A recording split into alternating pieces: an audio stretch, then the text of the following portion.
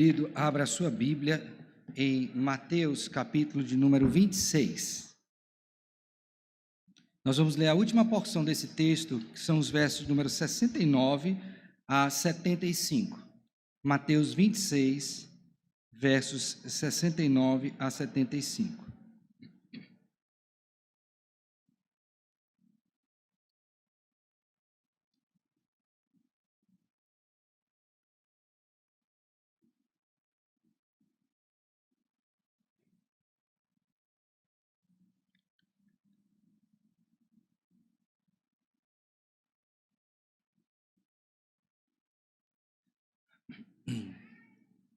Abriu?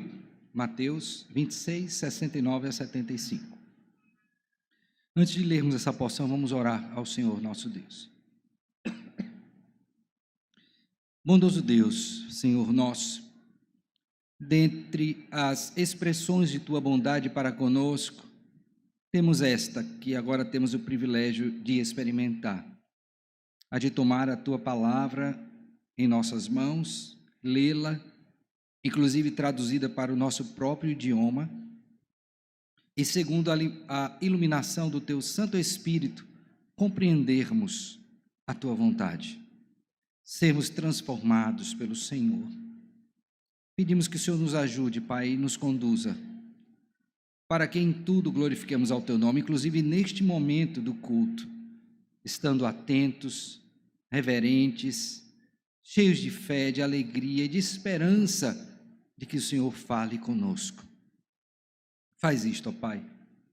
Toma-nos todos nas Tuas mãos, a começar em mim, dando-me a graça, ó Deus, de ler, explicar e aplicar esse texto à vida de todos nós, com o Teu poder e a Tua graça.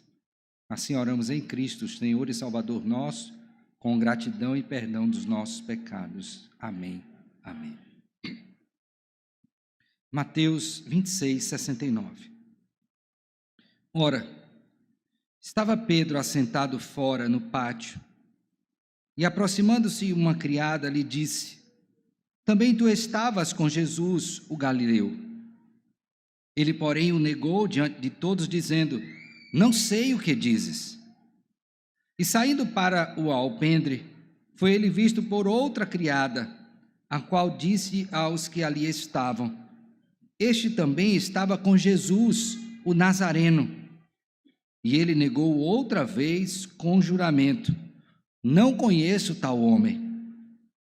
Logo depois, aproximando-se os que ali estavam, disseram a Pedro: verdadeiramente és também um deles, porque o teu modo de falar o denuncia. Então começou ele a preguejar e a jurar: não conheço esse homem. E imediatamente cantou o galo. Então Pedro se lembrou da palavra que Jesus lhe dissera: antes que o galo cante, tu me negarás 3 vezes. E saindo dali, chorou amargamente. Amém. Todos nós temos uma necessidade comum de identificação. Isso se dá porque fomos criados à imagem e semelhança de Deus. Então nós precisamos sempre de um referencial. E esse referencial, após a queda, ficou deturpado. Mas não somente isso, a nossa própria postura diante de tais referenciais também foi deturpada. Por exemplo, é comum que as crianças tenham a identificação, especialmente os do sexo masculino, com alguns jogadores de futebol. E não é incomum que você veja eles desejando comprar uma camisa com o nome daquele jogador, o número que ele usa. As meninas, por sua vez, a identificação se dá por padrões de beleza, padrões estéticos, de vestes. A gente sempre procura essa identificação. Mas há também um outro fator comum, é que geralmente a gente não quer se identificar com aquilo que pode nos trazer algum tipo de prejuízo. Isso a partir da nossa própria avaliação. Chegando ao ponto, inclusive, muitas vezes, se você tem um pai ou uma mãe que você não gosta, o que seria pecaminoso, Ou quem sabe um irmão, e alguém chega e diz para você: você é filho de fulano de tal? Você diz: não, não sou filho dele não. Ou quem sabe, fulano de tal é seu irmão, meu irmão não, é filho da minha mãe, mas não é meu irmão não.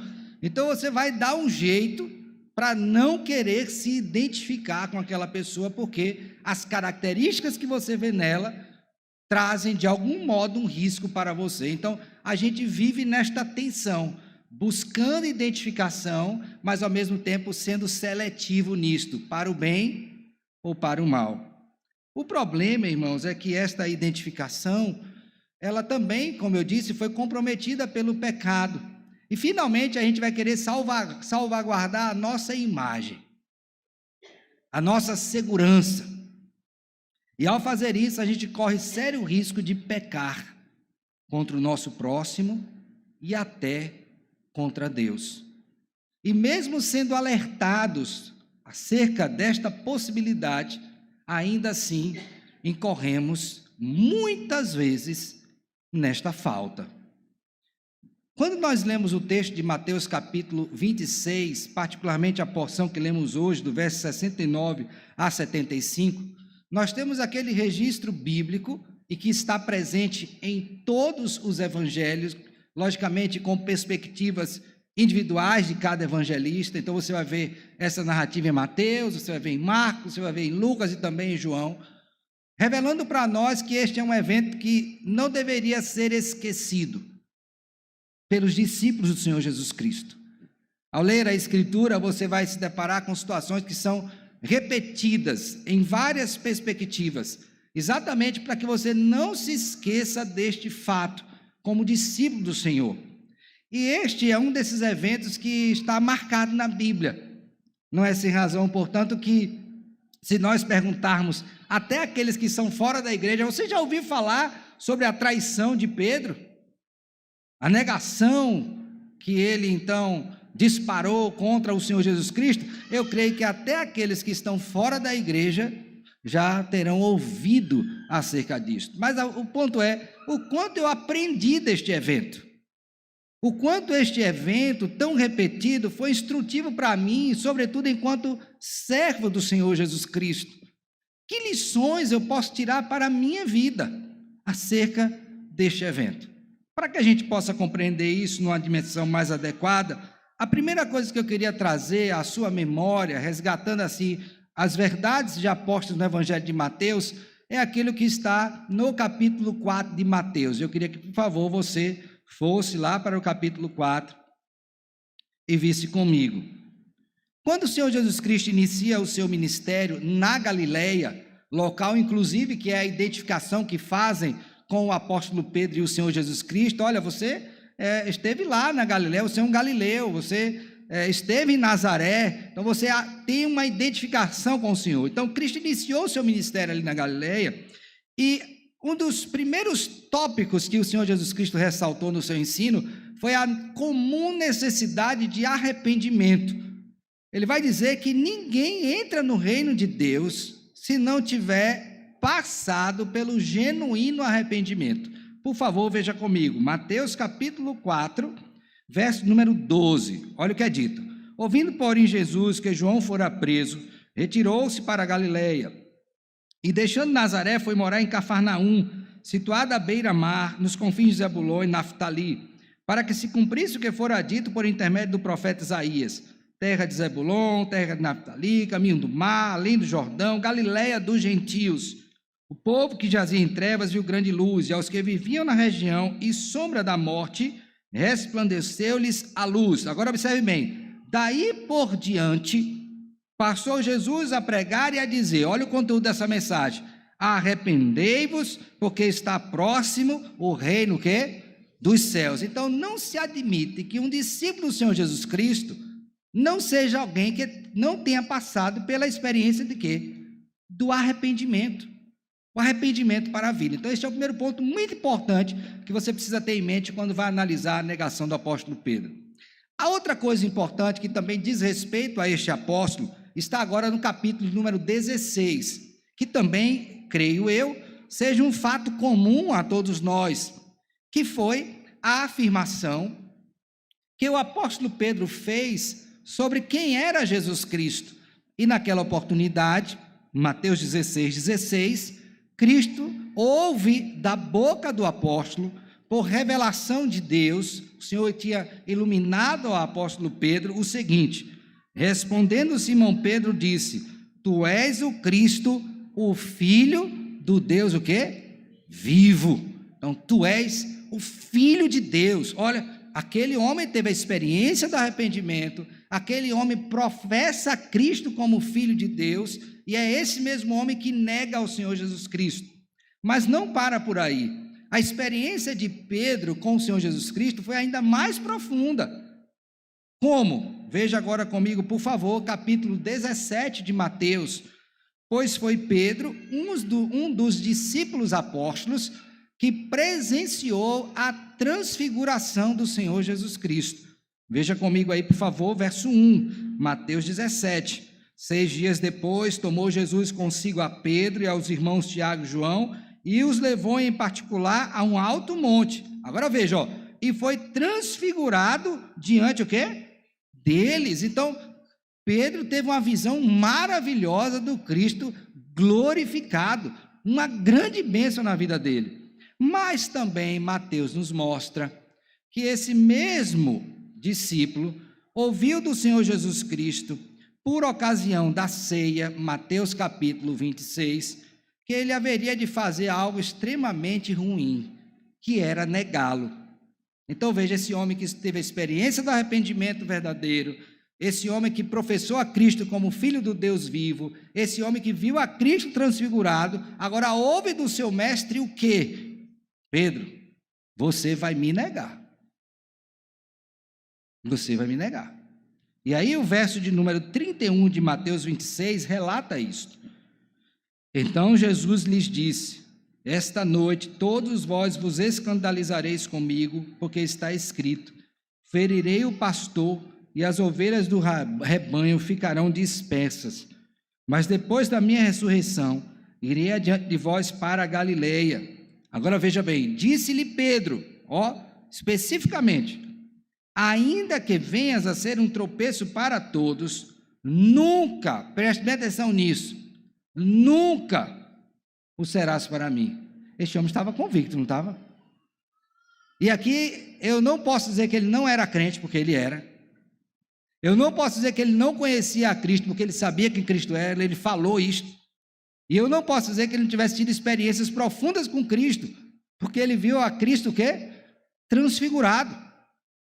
Mas esse mesmo homem ouve do rei Jesus o quê? Você vai me negar. E o que é que ele diz? Eu não vou negar, nunca eu vou fazer isto.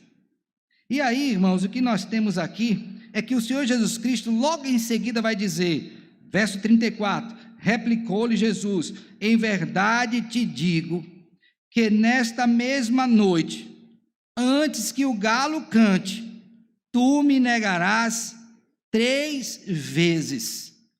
E você acha que Pedro aprendeu? Você acha que ele disse: Senhor, o Senhor tem razão mesmo, eu não vou negar, não, eu vou negar.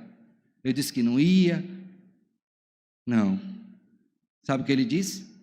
Ainda que me seja necessário morrer, preste bem atenção nessa expressão, morrer contigo, isso é um ato de coragem, nem que eu morra contigo, de nenhum modo te negarei. E todos os discípulos disseram o quê? O mesmo. Se o texto acabasse aqui, o que é que você diria sobre Pedro? Que ele negaria ou não negaria? O que é que você diria dos demais discípulos?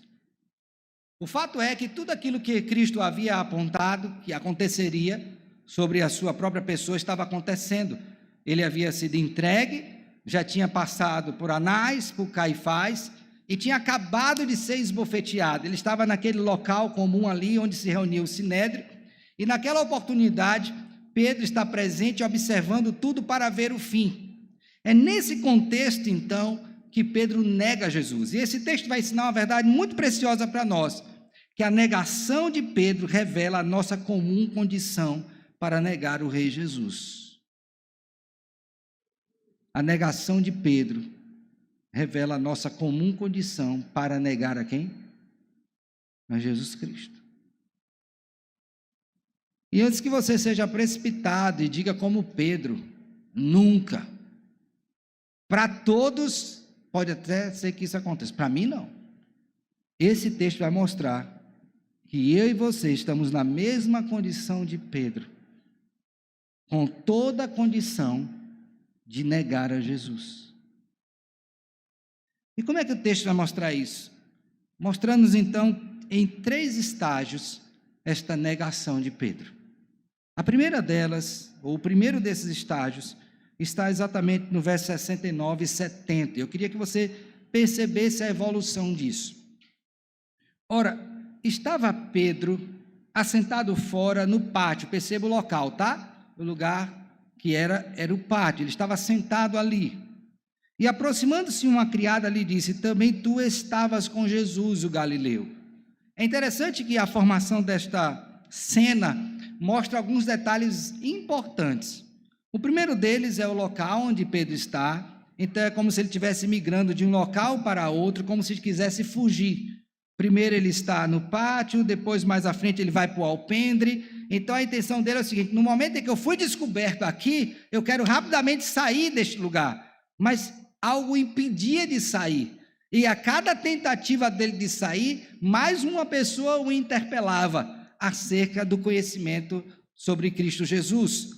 A segunda coisa que você tem que olhar nesse texto também é que Pedro foi interpelado por uma criada. A maioria dos comentaristas, e também aqui eu sou obrigado a concordar, refere-se a uma moça que estava ali servindo, possivelmente responsável até pela entrada e saída das pessoas naquele ambiente, mas sobretudo o fato de ser mulher e a sua pouca idade mostra a sua fragilidade. Então você está diante de um homem que se disse capaz de até morrer por Jesus, um ato que eu falei agora há pouco de muita o quê? Coragem, diante de uma serva que não oferecia risco nenhum aparente, porque as palavras que ela trouxe foram suficientes para fazer aquele homem estremecer. Isso é muito importante aqui. A terceira coisa que você tem que observar também aqui nesse texto é a progressão da negação. No primeiro momento é dito que também tu estavas com Jesus o Galileu. O fato de deixar é como se fosse um discípulo comum. Você andou com ele. E a primeira negação do Senhor Jesus Cristo mostra que Cristo não quis se identificar como um discípulo comum de Cristo Jesus. Então era como se alguém dissesse para você, você é, guardada a proporção, você é da igreja da Pissarreira, vamos supor que descobrisse uma coisa terrível sobre o pastor, tá bom? No caso eu, né? Não o outro, eu. Terrível sobre mim. Aí disse, você é da igreja da Pissarreira? Não, que igreja da Pissarreira? Rapaz, eu nem pisei os pés lá naquela igreja. Ok? Então é mais ou menos nesses termos. Nunca pisei lá, não sei nem o que é isso. Onde é essa igreja? Onde é o endereço? Então, no primeiro estágio, você não quer se identificar com o local em si, com a circunstância onde essa pessoa está envolvida. Então, a negação de Pedro se dá, eu não sei o que você está o quê? Dizendo, não sei, não sei. Isso mostra a primeira condição nossa. Todas as vezes que a gente tem algum risco do nosso conforto, dos nossos desejos, dos nossos objetivos, mas não do nosso caráter como crente, a gente é capaz de negar. Porque o que estava aqui em jogo era o caráter de Pedro. E ele foi rápido em dizer, não sei o que você está dizendo. Mas aí a situação agrava, e você vai ver o segundo estágio, que é a segunda negação. Por favor, veja comigo agora, por favor, o verso 71. Segunda negação. E saindo para o alpendre, veja novamente o quê? O lugar. Foi ele visto por outra criada, mais uma vez a ênfase em uma pessoa frágil. A pergunta é: essa pessoa frágil poderia oferecer algum risco a Pedro? Teoricamente, não. Um homem forte, capaz de morrer. Até que ela proferiu as seguintes palavras. Veja comigo, verso 71. A qual disse aos que ali estavam: este também estava com Jesus, o quê? O Nazareno. Agora a questão não é só o fato de que estava com Jesus o Galileu, é Jesus o Nazareno, ou seja, há uma especificação maior, um grau de identificação também maior. O que Pedro deveria ter dito? Eu estava assim com ele, eu andei com ele, eu o vi transfigurado, eu disse e afirmei que ele era o Cristo, o Filho do Deus vivo. Mas esse homem teve medo. E o que disse? Por favor, verso 72. E ele negou outra vez, agora perceba o agravo, com juramento. Agora não é mais uma simples fala, não conheço. Ele está fazendo aqui um juramento. Ele está interpondo uma autoridade. Ele está se colocando à prova. Ele quer que alguma testemunha se apresente e diga: eu não fiz. E aí o que é que ele diz? Eu não conheço tal homem. Perceba bem essa expressão. Primeiro, eu não sei quem é ele. Não sou discípulo dele. Agora eu disse: eu não conheço esse tal homem não. Quem é esse homem? Quem é esse homem? Jesus? Não. Eu não conheço esse homem, não. Então eu não me identifico como discípulo e não sei quem ele é. E é interessante que você perceba aqui, irmãos, nessa postura de Pedro, que quando ele disse eu não conheço tal homem, embora a nossa tradução seja não sei e não conheço, é a mesma palavra. Então, em tese, o que está sendo dito aqui é o seguinte: ele está afirmando que não conhece o que é ser discípulo de Cristo, que ele não conhece quem é Cristo como mestre. Mas o que estava ruim, piora. Porque agora nós temos a terceira negação de Pedro. Por favor, veja comigo agora o verso de número 73. Logo depois, esse logo depois aqui, quando você lê os outros evangelhos, é mais ou menos o espaço de 1 hora, segundo Lucas, que pode ser o deslocamento de Cristo entre a casa de Anás e Caifás, ou quem sabe um momento após o outro dentro do mesmo ambiente. O fato é que Pedro teve 1 hora para maturar a sua atitude. Negou uma vez, negou a segunda, passa 1 hora, vem o terceiro evento. O que é que você esperava que acontecesse? Meu Deus, por que eu fiz isto? Por que eu neguei? Mas isso não acontece. O que é que temos? Veja comigo, 73. Logo depois, aproximando-se os que ali estavam, disseram a Pedro, agora observe bem, verdadeiramente és também um deles. Agora não tem como fugir, né? Você é um deles. Por quê? O que é que levou essas pessoas a concluir que ele era um deles? Porque o teu modo de falar o denuncia. Eu sou baiano, mas eu acho que pelo tempo que eu já estou aqui, já perdi um pouco o sotaque baiano, alguns dizem, mas vez por outra sai uma palavra que me remete à Bahia. Então, quando eu vou para a Bahia, o pessoal diz, está com sotaque piauiense. Quando eu volto de lá, eu falo assim, não, você voltou com sotaque baiano. Ou seja, há uma identificação. Se um carioca conversar, você conhece? Um paraense conhece? Não é? Não dá para conhecer? O sotaque, não é? Não só a forma de expressar, mas às vezes até o uso de determinadas palavras identifica a pessoa.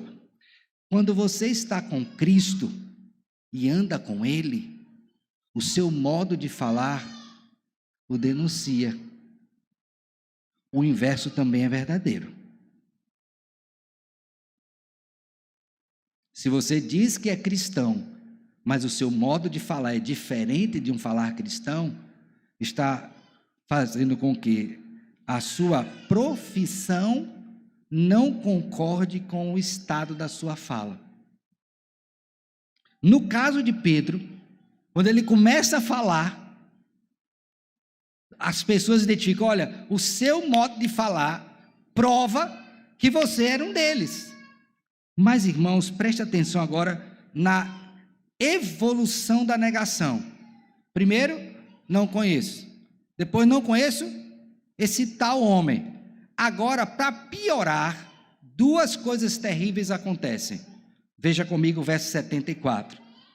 Então, começou ele a praguejar e a jurar. Praguejar aqui, irmãos, é se maldizer.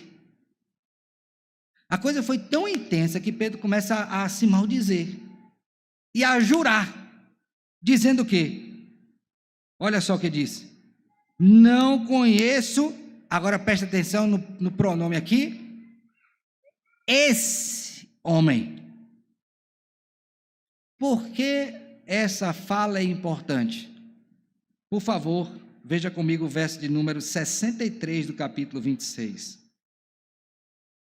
Quando há uma série de falas sobre Cristo, da parte do julgamento dos líderes religiosos para com ele, é dito assim, preste bem atenção: Jesus, porém, guardou silêncio, e o sumo sacerdote lhe disse: eu te conjuro pelo Deus vivo, que nos diga se tu és o Cristo, o Filho de Deus. Pedro estava ouvindo isso? Ele estava ali.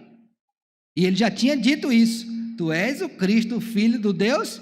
Então, aquilo que estavam perguntando sobre Jesus, Pedro já tinha definido. Ele podia levantar a mão e dizer: eu atesto, ele é o Filho de Deus. Ele não fez isso, ficou calado.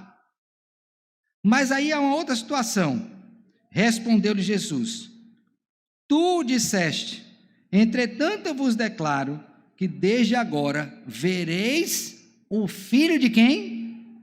Do homem, assentado à direita do Todo-Poderoso e vindo sobre as nuvens Lembra que Pedro teve algumas experiências com Cristo?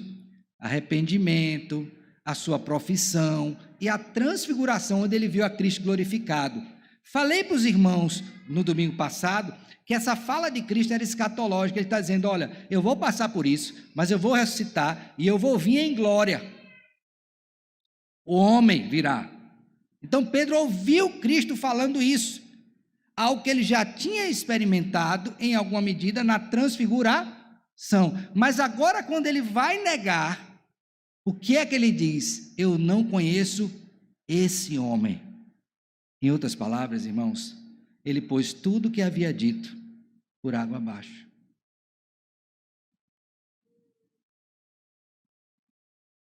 Se dependesse da firmeza de Pedro, nunca ele seria salvo.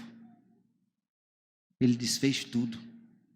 Não sei o que é ser discípulo, não sei o que é ser discípulo desse homem, eu nem conheço esse homem.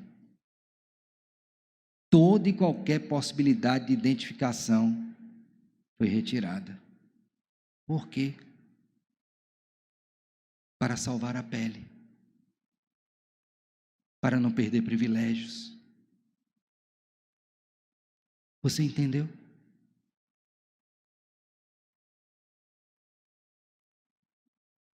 Quando Pedro diz isso, o texto fala que imediatamente cantou o galo. Foi o que Cristo disse? Nessa mesma noite, em verdade te digo, que antes que o galo cante, tu me negarás o quê? 3 vezes. Quem estava certo? Jesus Cristo. Meus irmãos, quando Pedro faz isto, o verso 75 mostra: então Pedro se lembrou da palavra que Jesus lhe dissera: antes que o galo cante, tu me negarás o quê? 3 vezes. Por favor, abra a sua Bíblia em Lucas capítulo 22. O que é que aconteceu nesse tempo que o evangelista nos mostra? Lucas capítulo 22.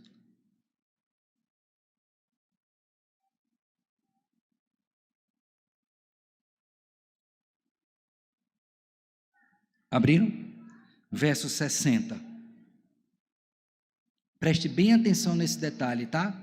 Lá Mateus está dizendo que na hora que ele fez isso, imediatamente o galo cantou 3 vezes e ele sai dali e chora amargamente. Mas o que aconteceu nesse período entre a negação e o canto do galo? Ok? Verso 60. Mas Pedro insistia: homem, não compreendo o que dizes. E logo estando ele ainda a falar, cantou o galo. Agora presta atenção nessa cena. Então, voltando-se o Senhor, fixou os olhos em Pedro. E Pedro se lembrou da palavra do Senhor, como lhe dissera: hoje 3 vezes me negarás, antes de cantar o galo. Então Pedro, saindo dali, chorou o quê? Então imagine a cena, né? Nega a primeira vez, vai para outro lugar, nega a segunda, querendo sair, não consegue, nega a terceira, e quando ele nega a terceira, ele cruza os olhos com o do Senhor que já olhava para ele. E quando Cristo olha para ele, eu fico imaginando aquela cena, ele se lembra do que Jesus disse: Pedro, você vai me negar 3 vezes antes que o galo cante. Qual foi a reação de Pedro, irmãos? O texto diz, voltando para Mateus 26, e saindo dali, chorou o quê? Você já chorou alguma vez amargamente?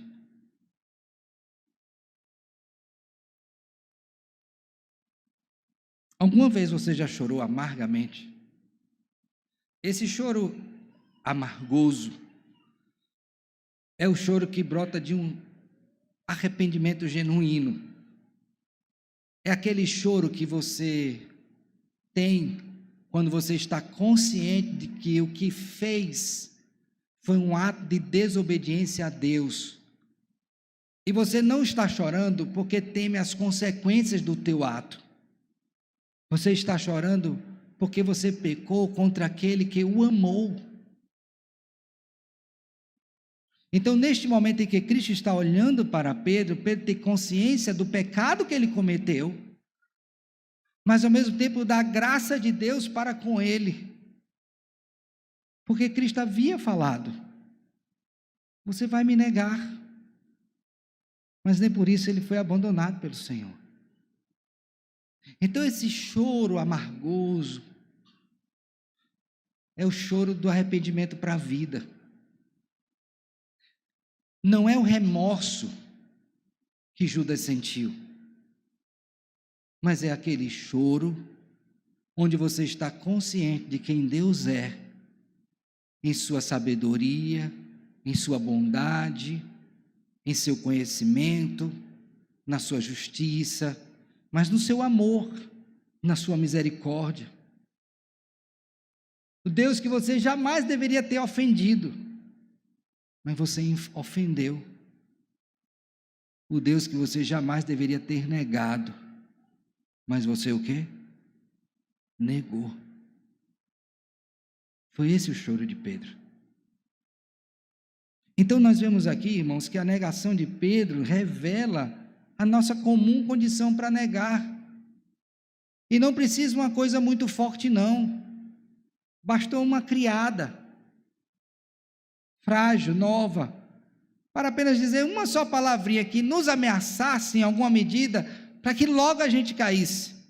E aqui, lembrem da palavra de Deus: aquele que está em pé, cuidado, olhe, veja, para que não caia.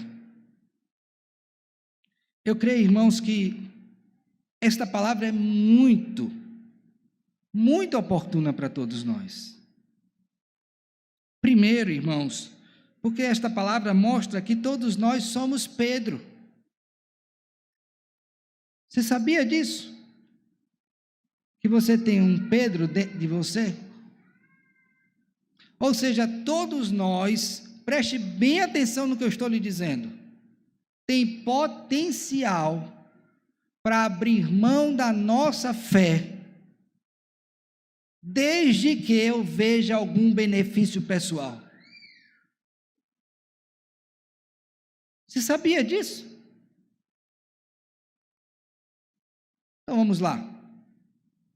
É possível que, negando a sua fé, você aceite um convite para roubar.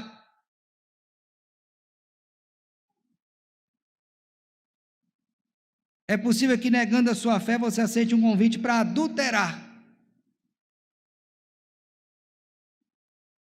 É possível que, negando a sua fé, você aceite um convite para mentir. Não é?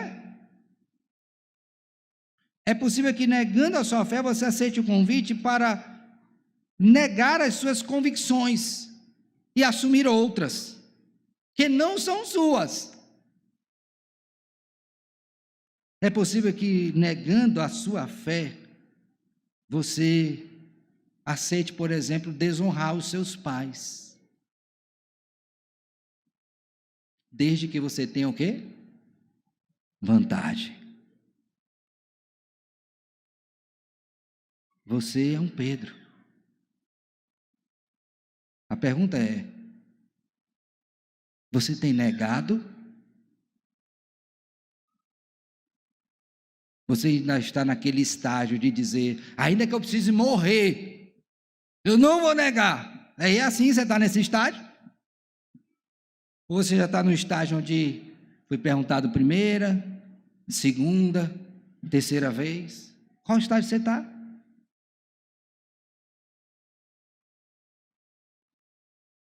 Meus irmãos, esse texto mostra que nós somos frágeis. E esse texto deveria nos colocar num lugar bem interessante e comum. Sabe aonde? Boca no pó. Porque é possível que você já tenha dito muitas vezes em alto bom som que nunca faria tal coisa e fez. É possível que muitas vezes você tenha olhado para o outro e dizer, vixe, não faço isso. Que coisa absurda. E quando você menos espera, está acontecendo a mesma coisa com você. Esse texto nos humilha. E você precisa sair daqui hoje consciente disso. Precisa entender isso. Porque senão o conselho de Cristo para Pedro não teria nenhum significado. Vigiai e orai para que não quê? Caia em quê? O espírito está preparado. Mas o quê? A carne é o quê? Você está consciente disso? Então a primeira coisa que esse texto nos mostra é isso. Eu e você somos o quê? Pedro. E eu vou dar alguns exemplos aqui. Antes da gente ter filho, a gente gosta de falar do filho alheio. Não é? Quem tem filho sabe ou não sabe? É verdade isso? Eita, o filho de fulano de tal, oh, Jesus, só Jesus na causa, ainda espiritualiza o negócio. Não, no dia que eu tiver os meus, oh Jesus. O seu chegou e agora? Está fazendo pior do que o outro. Quando o meu chegar, eu vou educar assim, e assado, e vai ser desse jeito. Meu filho, pelo amor de Deus, não seja precipitado em suas palavras. Graças a Deus por sua motivação de querer educar seu filho, continue assim, mas vigie e ore. Porque a dinâmica da vida e as pressões que vêm sobre o seu ser vão fazer você engolir sua língua grande. Você dizia que nunca ia fazer isso, que nunca ia passar por isso, e agora está passando do mesmo jeito, e ainda não se humilha, e ainda não se coloca diante de Deus para dizer, Senhor, como eu fui vil.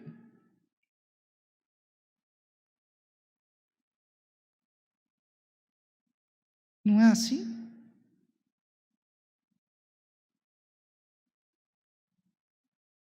Ou quem sabe um pecado, né?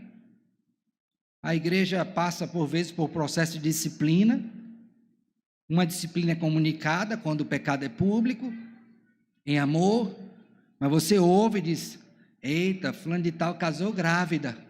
Já viu essa coisa acontecer? Eu disse: Deus me livre. Não, não é? Não é piauiense? Somos piauienses, não é assim que nós falamos? Há de reprovação, não vou passar por isso.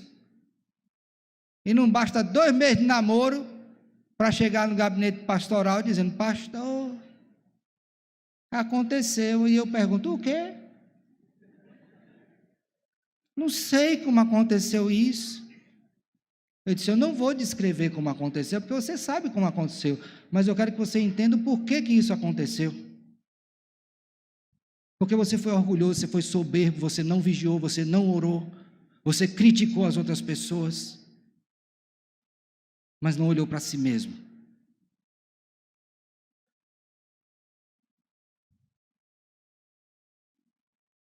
É isso, né?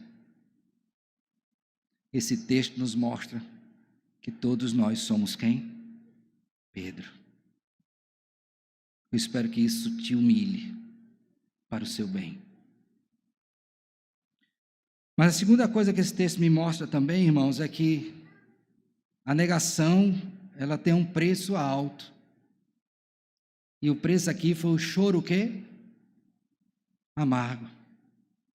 Eu quero que você saiba, pelo aprendizado de Pedro, que todas as vezes que você, por sua postura, nega ao Senhor que te salvou, não espere plantar vento e colher frutos doces. Porque quem planta vento, colhe o quê? Tempestade. Tudo que o homem semear, isto também o quê? Ceifará. Gálatas 6. Quem semeia para a carne, da carne colhe corrupção. Quem semeia do Espírito colhe para a vida eterna. Então, às vezes, a gente está tendo essa postura muito simplória, dizer: não custa nada negar, não. Eu nego aqui, mas Cristo me perdoa. Eu sei que Cristo perdoa, irmãos. Você também sabe, está convencido disso. Graças a Deus por isso. Mas eu quero que você lembre de uma coisa: você vai colher as consequências do seu pecado.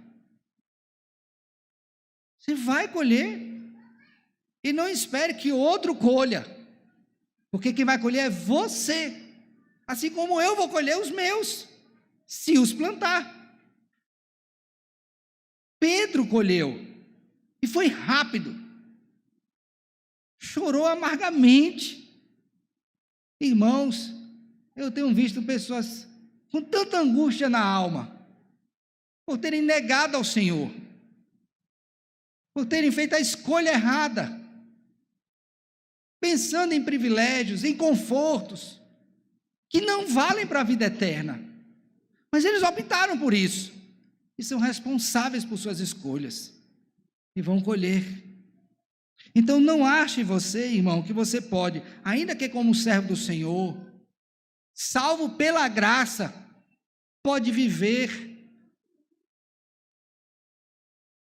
olhando para a graça, como se a graça lhe conduzisse a uma vida licenciosa. Isto não é verdade. Isto é um engano do seu ser. Você vai sofrer. É certo. Então você vai colher o fruto amargo. Fosse em algumas igrejas aí, eu diria: repita para a pessoa do seu lado, não faço não. Você vai colher o fruto amargo do seu pecado. Mas como não somos, fale para você mesmo: eu vou colher o fruto amargo do meu pecado. Repita para você, silenciosamente: eu vou colher o fruto amargo do meu pecado. Deus não brinca. Deus não é menino. Nós não somos seu igual. Você vai colher. Entendeu? Foi que Pedro colheu? Choro amargo. E cá entre nós, tá? Não reclama depois se todo mundo ficar sabendo. Por quê? Porque eu acabei de dizer a vocês que esse choro amargo foi conhecido pelos 4 evangelhos. Os evangelhos foram escritos depois do período de Atos, ou durante o período de Atos. Então a igreja primitiva sabia quem era Pedro. Quem era Pedro para alguns? Olha lá, ó. Ele negou a Jesus. Aí depois eu não quero conviver com a consequência desse mau testemunho. Mas você não plantou? Você não quer colher? Quem que vai colher para você? Você fez. A igreja primitiva sabia que era Pedro. Então, você vai colher o fruto amargo do seu pecado. Mas aí vem a grande bênção. E aí eu termino aqui. Em João capítulo 21, por favor, vá agora para lá. Depois que Pedro negou, chorou amargamente, Cristo é condenado, é morto, é sepultado e ressurge ao 3º dia.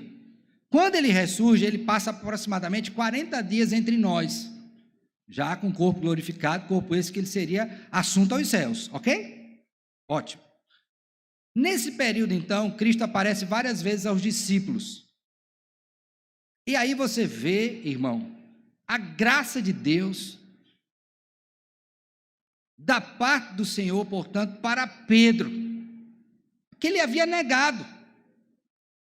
E aqui você vê o poder do Evangelho para restaurar pecadores, inclusive aqueles que negam a Cristo. Por que você vê isso? João capítulo 21, verso 15. Depois de terem comido, perguntou Jesus a Simão, ou seja, passado tudo isso, Cristo chama Pedro, chama os discípulos, está com eles e tem uma conversa diante dos discípulos com Pedro. Simão Pedro, Simão, filho de João, ou seja, é você, não é outro. Amas-me mais do que estes outros? Oh, lembra que Pedro o quê? Disse, ainda que seja para todos, motivo de escândalo para mim, tropeço, para todos, você seja tropeço, para mim não será. Cristo agora inverte a pergunta, você me ama mais do que os outros, porque você disse que, ainda que todos caíssem, você não caía, você caiu, eles não. A negação registra de Pedro. Então você me ama, Pedro, mais do que os outros. Percebeu aqui o jogo? A situação? Ele respondeu, sim, Senhor, tu sabes que te amo. Essa palavra sabe é a mesma usada lá para negar. Você conhece quem é ele? Não conheço, não conheço, não conheço. Ok? Tu sabes, Senhor. Ele havia negado com essa palavra. E ele lhe disse, apacenta os meus cordeiros. Cristo está entregando para Pedro o cuidado das ovelhas dele pelas quais ele morreu.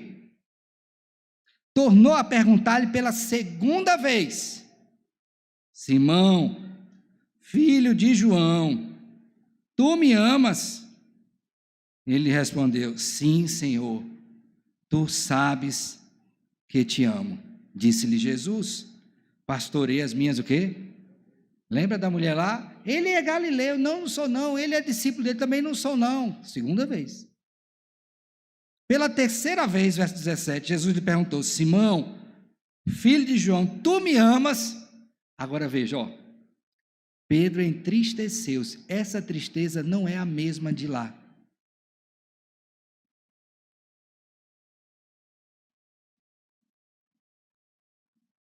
Essa tristeza aqui agora é revestida do conhecimento de que eu posso pecar. Quando eu digo eu posso pecar, entenda, eu sou susceptível ao pecado. Oh Deus, eu posso te negar. Eu disse que não ia negar. E eu posso te negar, Senhor.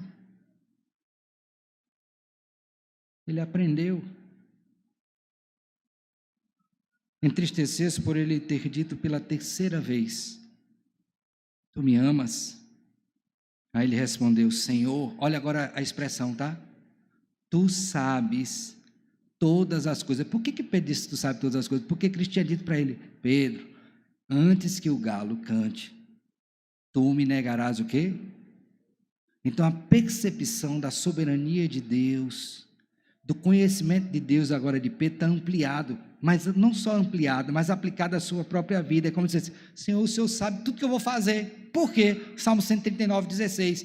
Todos os meus dias estão escritos e determinados pelo Senhor, quando nenhum só deles havia. É isso que Pedro está dizendo: Senhor, olha, eu não sei de nada. E o que eu achava que sabia só foi para minha ruína. Tu sabes todas as coisas. Aí ele diz: tu sabes que eu te amo.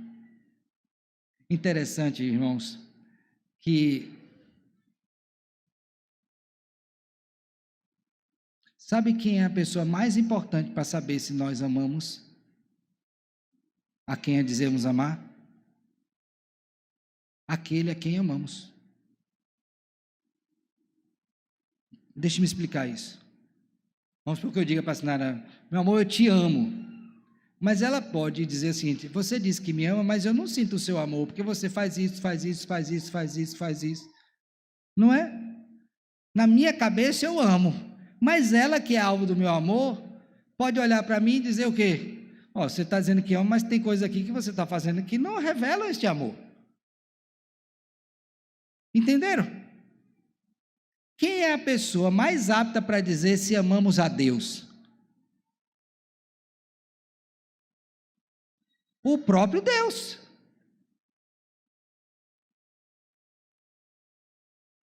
Então pergunte a Deus: Senhor, eu te amo?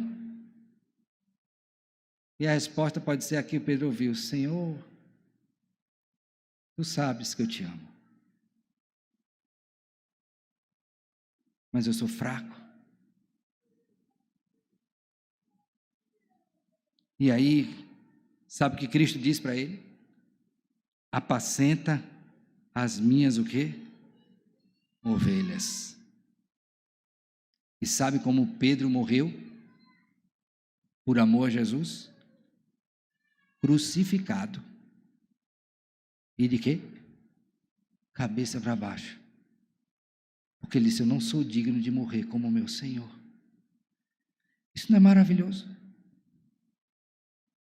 Aquele mesmo que viu tantas coisas belas de Cristo, que professou a fé em Cristo, e que negou, foi confrontado em amor, foi amado, recebeu perdão, e no fim de sua vida, ainda que na singeleza do seu ser, e numa proporção infinita do que Cristo fez por nós, infinitamente menor, ele morreu demonstrando seu amor por Cristo, porque não o negou. Sabe o que isso prova para mim e para você, meu filho? Que há esperança para você, como houve para Pedro. Quando você confia em Jesus, que até o final da sua vida não negou quem ele era, mas morreu por nós, que de algum modo o negamos. Eu queria que você fosse para casa hoje pensando sobre isso, pedindo graça a Deus para não negar, vigiando e orando para não cair em tentação. Mas se porventura você cair, e eu espero que isso não aconteça, volte-se para Jesus, olhe para Ele, para a graça dEle, o poder dEle, levante-se no Senhor e prossiga firme, tal qual aconteceu com Pedro, esse apóstolo do Senhor Jesus Cristo. Ele é um exemplo para mim e para você. daquilo que pode acontecer conosco, mas, sobretudo, da graça de Deus restaurando a nossa vida. Que Deus te abençoe e te guarde, meu filho. Amém.